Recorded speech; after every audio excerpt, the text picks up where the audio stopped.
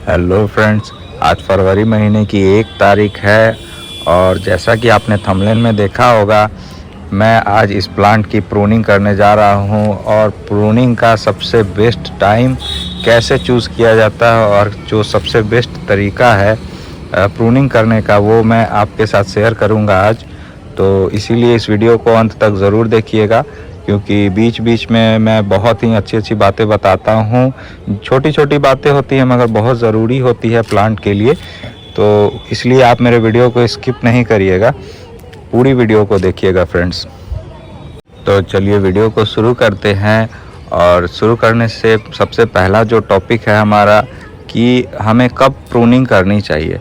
तो प्रूनिंग करने का सबसे बेस्ट टाइम अभी फरवरी का ही टाइम होता है, लेकिन फरवरी में भी कब करनी चाहिए, तो फरवरी में भी तब करनी चाहिए। देखिए हमारे यहाँ तो जनवरी में इतनी ठंड होती है कि आप देख सकते हैं, ये देखिए ऊपर से भी स्टेम गलने लगते हैं, ख़राब होने लगते हैं।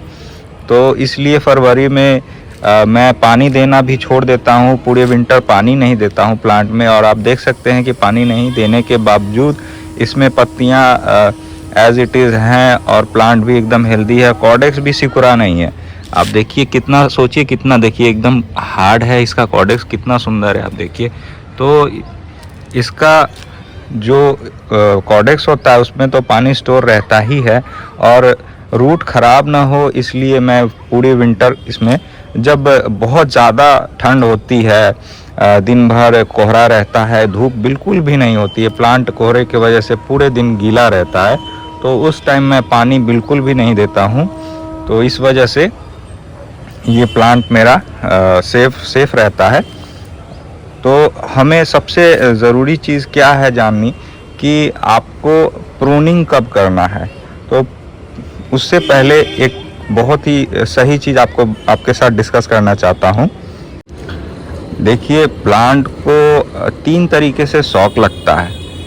पहला, जब उसका क्लाइमेट चेंज होता है, जैसे विंटर से समर में या समर से विंटर में जाता है, तो प्लांट को शॉक लगता है। दूसरा, जब हम प्लांट की लोकेशन को चेंज करते हैं बार बार, उस समय शॉक लगता है। और तीसरा, जब हम इसकी रूट या ब्रांचेस की प्रूनिंग करते हैं, उस समय प्लांट को शॉक लगता है। तो शॉक लगने से क्या होता है कि प्लांट की ग्रोथ कुछ दिनों तक रुक जाती है, उसके बाद ये जब उस माहौल में एडजस्ट कर जाता है, तब ये ग्रोथ करना शुरू करता है। तो इसीलिए फ्रेंड्स, हमें प्लांट को ज़्यादा शॉक नहीं देना है। और देखिए मैंने अभी मिट्टी में से निकाला नहीं है, अभी मैं इसे मिट्टी में ही रखूँगा और सिर्फ प्रूनिंग कर दूँगा, ताकि ये जो प्रूनिंग किया हुआ स्टेम है वो पूरी तरह से सेट हो जाए। उसके बाद मैं 1 हफ्ते 10 दिन के बाद इसे रिपोर्ट करूँगा। अगर मैं रूट प्रूनिंग और स्टेम प्रूनिंग साथ में करता हूँ, तो उससे क्या होगा कि नए ब्रांचेस आने में महीनों लग जाएंगे, कभी कभी 2 महीने भी लग जाते हैं। तो उससे बचने के लिए बहुत लोग क्या करते हैं, अक्टूबर नवंबर में ही प्रूनिंग कर देते हैं। और अगर अक्टूबर नवंबर में आप प्रूनिंग नहीं कर सकते हैं, तो इस टाइम रिपोर्टिंग से 1 हफ्ते 10 दिन पहले आप पहले इसकी प्रूनिंग कर ले। दूसरा, बेस्ट टाइम, समय, दिन कैसे डिसाइड करना है, वो चीज़ मैं आपको बता देता हूँ। जब भी आपका क्लाइमेट सूटेबल हो जाएगा, प्लांट आपको खुद बताएगा कि अब मैं प्रूनिंग के लिए तैयार हूँ, मेरा टाइम आ गया है। तो वो कैसे पता चलता है, देखिए ये देखिए नए सूट्स आना शुरू हो गए। देखिए ये सब नए सूट्स जब आना शुरू होने लगते हैं, तो इसका मतलब आप समझ जाइए कि अब इसका सीज़न आ गया है और क्लाइमेट इसके अनुकूल हो चुका है। दूसरा, मेरे यहाँ पे हम लोग डिसाइड करते हैं, जब आम और लीची में मंजर आने लगते हैं, तो हम लोग समझ जाते हैं कि अब ठंडी ऑलमोस्ट ख़त्म होने को शुरू हो गया है और अब जो अगले सीज़न का प्लांट है वो तैयार होना शुरू हो गया है। तो उससे भी हम लोग डिसाइड करते हैं। बाकी जहाँ पे ठंडी कम पड़ती है, कोहरा ज़्यादा नहीं होता है, वो लोग रिपोर्टिंग शुरू भी कर चुके हैं, लेकिन मुझे वेट करना होता है क्योंकि मेरे यहाँ बहुत ज़्यादा ठंड पड़ती है और बहुत ज़्यादा गर्मी पड़ती है। मैं बिहार में रहता हूँ, इसीलिए मुझे अडेनियम की कुछ खास केयर करनी पड़ती है, क्योंकि बारिश भी बहुत होता है, गर्मी भी बहुत होता है, ठंडी भी बहुत होता है।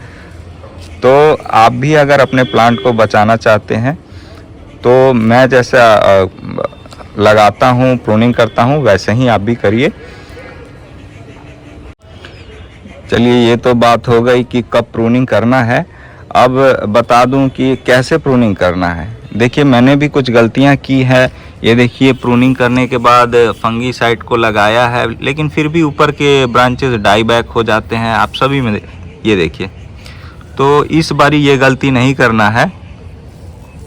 देखिए, सब में है इसी तरह से। मेरा देखिए, ये मैंने जो गलती किया कि प्रूनिंग करने के बाद फंगीसाइड लगा के छोड़ दिया, और इस तरह से देखिए डाई बैक हो जाता है ऊपर से स्टेम। तो ऐसा अब नहीं होगा। इसका मैंने एक ट्रिक निकाल लिया है। ये देखिए, इस तरह से, ये देखिए डाई बैक हो गया है, ये देखिए।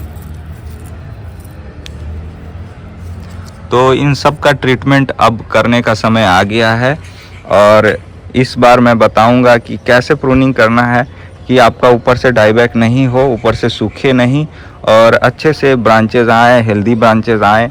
ये सब बताऊंगा इस वीडियो में।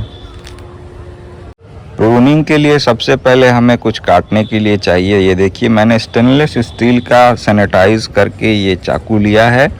स्टेनलेस स्टील का इसलिए लिया है क्योंकि इससे काटने पे ब्लैक नहीं होता। अगर आप लोहे का ब्लेड या कटर या कोई भी चीज़ लेते हैं तो उससे काटने के बाद क्या होता है कि वो काला काला हो जाता है और फंगस लगने के चांसेस ज़्यादा हो जाते हैं। तो इसीलिए मैंने स्टेनलेस स्टील का लिया है। सिंपल सा चाकू है, हर लोग के घर में होता है।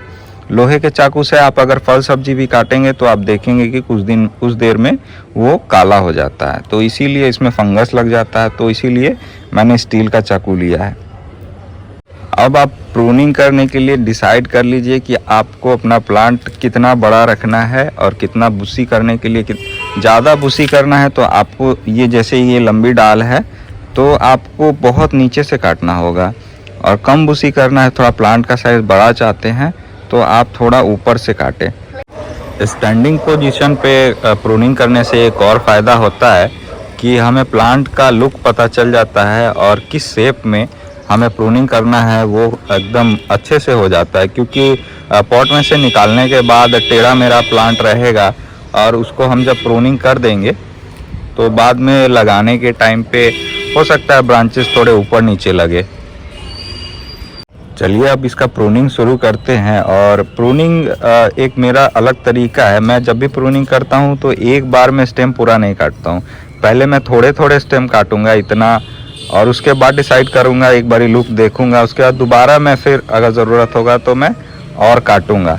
तो एक बारी में कभी मैं पूरा नहीं प्रून करता हूँ। एक बारी में प्रून करने पे कभी कभी मुझे लगता है कि मैंने कुछ ज़्यादा काट दिया, तो इसलिए पहले मैं थोड़ा थोड़ा काटूंगा, और उसके बाद फिर ज़रूरत लगेगा तो मैं थोड़ा और काटूंगा।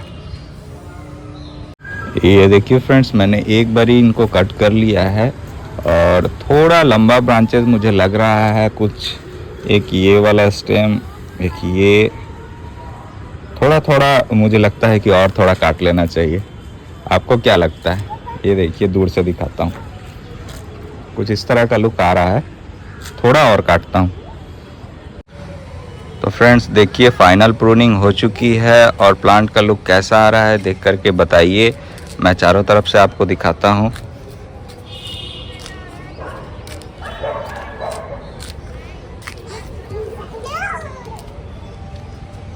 देखिए, कुछ इस तरह का लुक आ रहा है। एक ये ऊपर वाला ब्रांचेस थोड़ा सा ऊंचा लग रहा है, और बाकी ये सब ठीक है। तो उसको मैं हल्का सा प्रून करूंगा।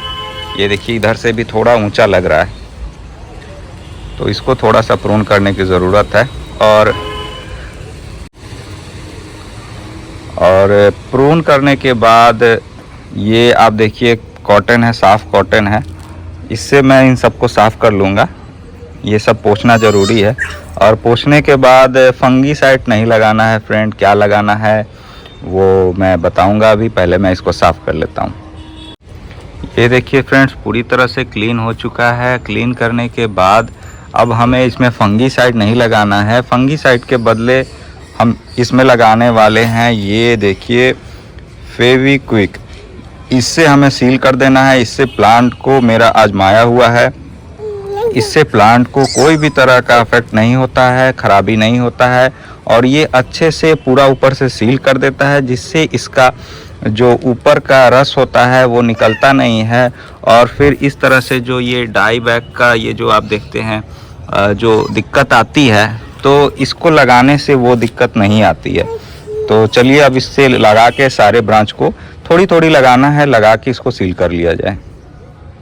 ये देखिए कुछ इस तरह का अंदर से रहता है और ऐसे एकदम हल्का सा एक बूंद डालेंगे और उसी में हो जाएगा। बस हो गया।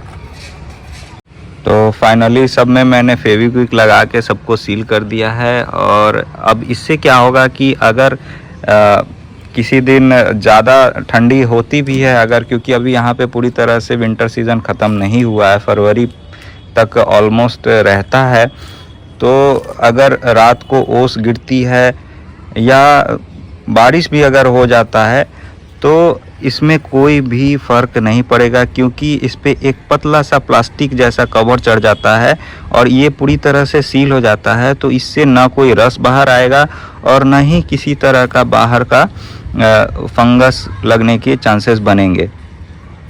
तो ये तरीका आपको कैसा लगा ज़रूर कमेंट करके बताइएगा।